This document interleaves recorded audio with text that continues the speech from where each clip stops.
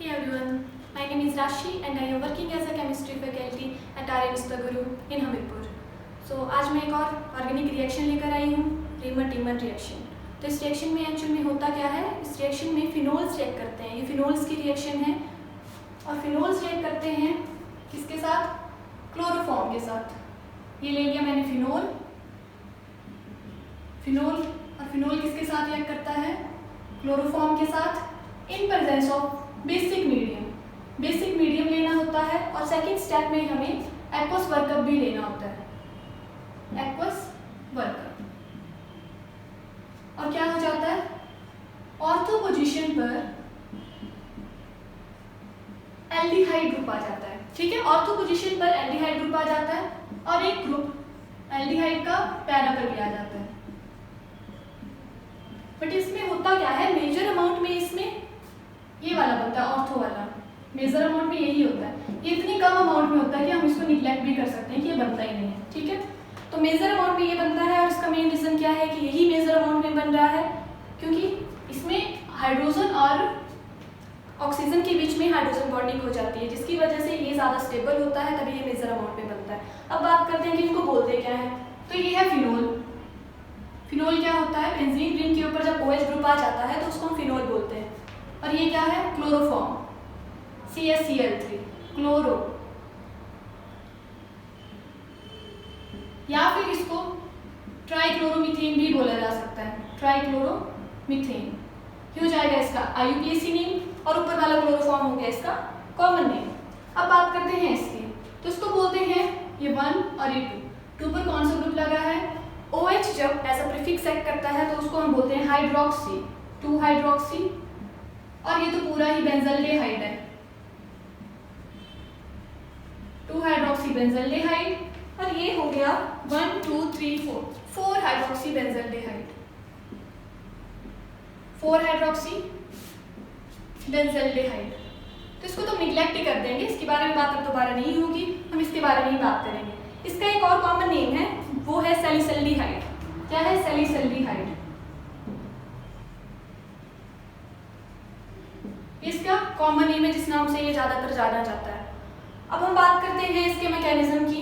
मैं इसके मैकेनिज्म की बात करूंगी और इससे नेक्स्ट वीडियो में मैं लेकर आऊंगी इससे रिलेटेड कुछ क्वेश्चंस, उसके क्वेश्चंस के बारे में बात कर लेंगे। ठीक है, कि क्वेश्चंस जेईई और नीट में किस वे में आते हैं, कैसे कैसे पूछे जाते हैं, हम उस बारे में हम सारी बात करेंगे। ठीक है, अब बात करते हैं इसके मैकेनिज्म की कि मैकेनिज्म में होता क्या है।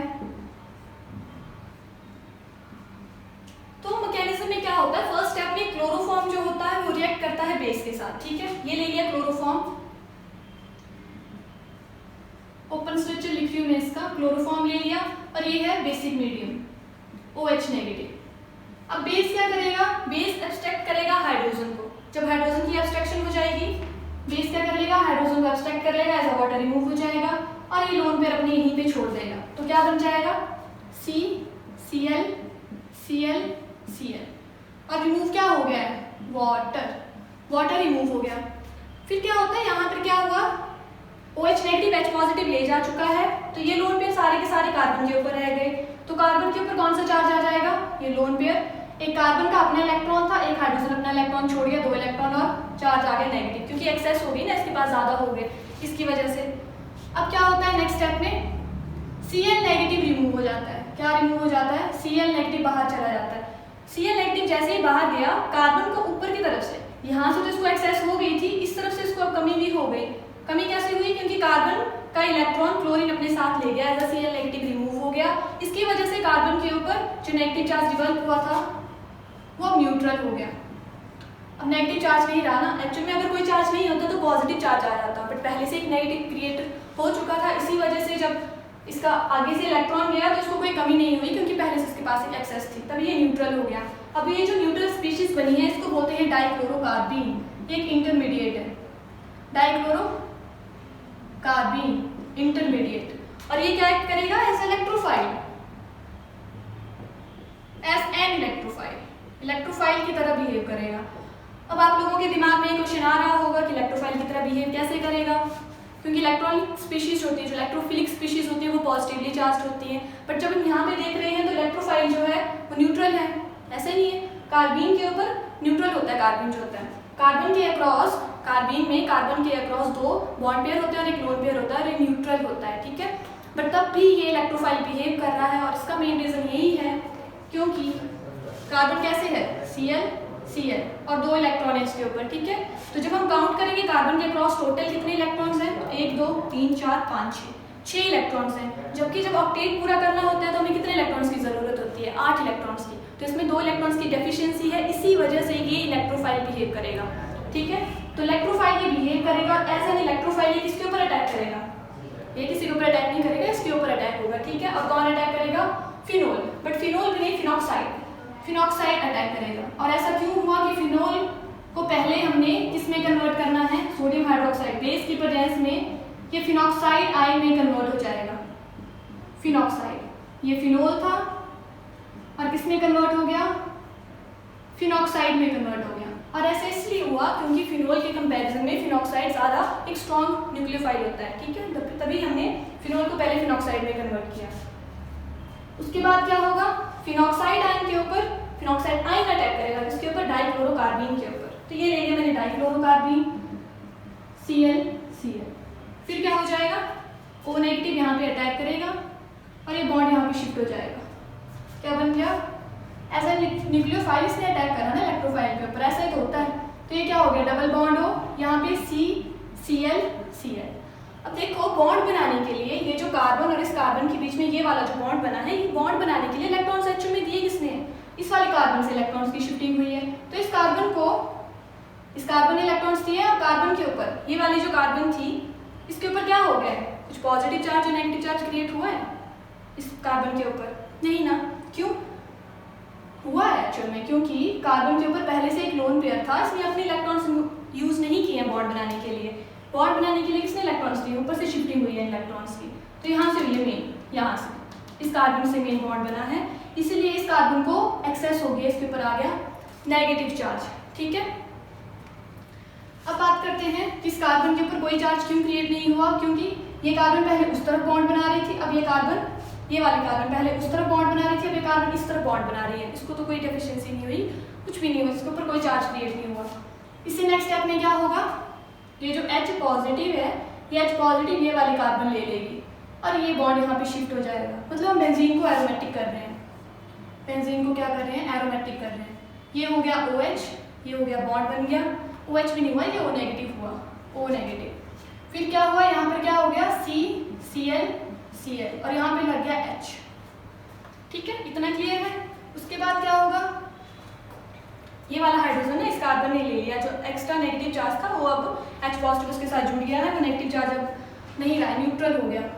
उसके बाद नेक्स्ट स्टेप में ये बॉन्ड यहाँ अटैक करेगा, O नेगेटिव, ये बॉन्ड यहाँ शिफ्ट होगा और Cl नेगेटिव रिमूव हो जाएगा, Cl नेगेटिव रिमूव हो गया।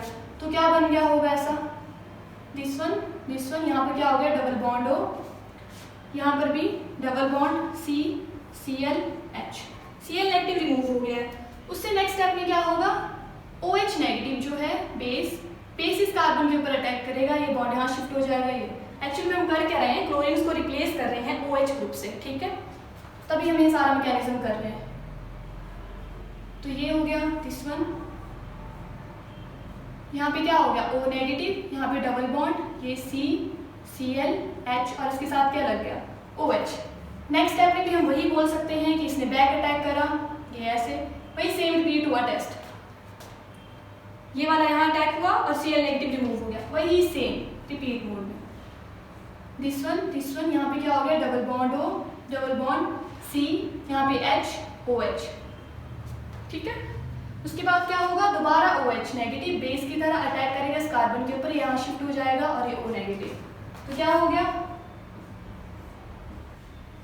दिस वन, ये हो गया O नेगेटिव, ये डबल बॉन्ड CH OH और इसके साथ क्या लग गया, OH। अब आप देख पा रहे हो दैट एक कार्बन के ऊपर 2 OH ग्रुप्स डेवलप हो गए हैं, ठीक है, एक ही कार्बन के ऊपर 2 OH ग्रुप आ गए हैं, जबकि वो अनस्टेबल होता है। जब भी एक कार्बन के ऊपर 2 OH आते हैं वो एज वाटर रिमूव कर जाते हैं, ठीक है। क्या होगा, ये H, मैं थोड़ा बॉन्ड बना के आगे लिख रही हूँ, H पॉजिटिव और यहाँ से OH नेगेटिव रिमूव हो जाते हैं, इस कार्बन को जो कमी होगी वो यहाँ से डबल बॉन्ड से पूरी हो जाएगी। तो नेक्स्ट स्टेप में क्या होगा, वाटर रिमूव हो जाएगा, दिस वन, ये हो गया, यहाँ पे क्या हो गया सी के साथ क्या लग गया, डबल बॉन्ड हो और एक H पहले लगा हुआ था, ठीक है, और यहाँ पे O नेगेटिव। अब ये जो O नेगेटिव था, ये जो मैंने बोला ना सेकंड स्टेप में एक्वस वर्कअप करेंगे, हम क्यों करेंगे, क्योंकि हमने O नेगेटिव को OH में कन्वर्ट करना है। तो क्या होगा, एक्वस वर्कअप का मतलब है एसिड, और यहाँ पे हो गया OH और ये लग गया CH, ये बन गया सैलिसल्डिहाइड, सैलिसल्डिहाइड। तो इस तरह से ये मैकेनिज्म होगा, ठीक है। तो आप लोगों को आई थिंक ये क्लियर हो गया होगा कि हीमर रिएक्शन क्या होती है। इसमें एचओ में फिनोल्स रिएक्ट करते हैं क्लोरोफॉर्म के साथ in presence of basic medium, और सेकंड स्टेप में हम एक्वस वर्कअप करते हैं और हमें मिल जाता है ऑर्थो हाइड्रोक्सी बेंजल्डिहाइड, ठीक है। अब हम ऐसे भी बोल सकते हैं कि पैरा भी मिलता है, बट पैरा कम अमाउंट में मिलता है, ऑर्थो हमारा मेजर होता है ड्यू टू हाइड्रोजन बॉन्डिंग, ठीक है। अब मैं इससे नेक्स्ट वीडियो में लेकर आऊँगी इससे रिलेटेड क्वेश्चंस और हम उसके ऊपर बात करेंगे। Okay, thank you very much.